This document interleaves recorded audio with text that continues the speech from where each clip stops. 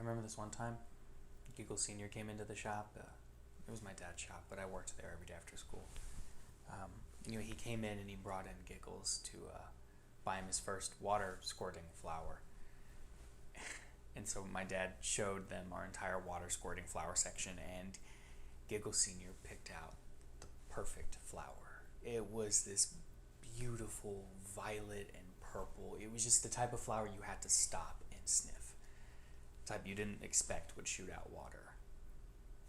So anyways, he puts the flower on the buttonhole of Giggles' front pocket, and he tells Giggles, "Hey, why don't you go try the flower out on little Jake?" I was working in the greenhouse, and they assumed I couldn't hear anything, but I was listening the entire time. Anyway, next thing I know, Giggles Senior is throwing Giggles into the room, and he left us alone. And then Giggles said, "Hey, Jake, my dad just got me a flower. Why don't you smell it?"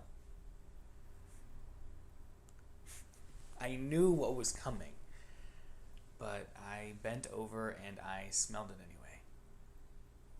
I know how important the success of that joke is to an up-and-coming clown. But when I smelled it, nothing happened. I looked up at Giggles, and he had this smile ear to ear. It was one of the only times I've ever seen him smile.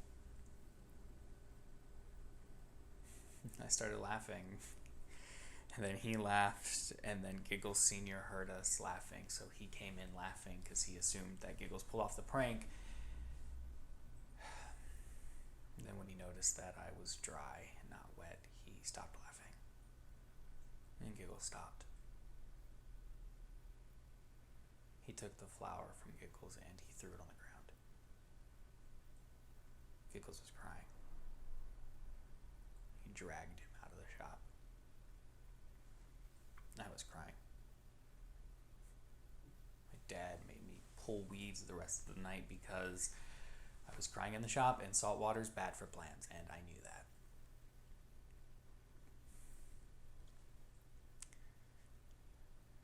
You better believe that when we put Giggles to rest, I'm going to go back to my shop.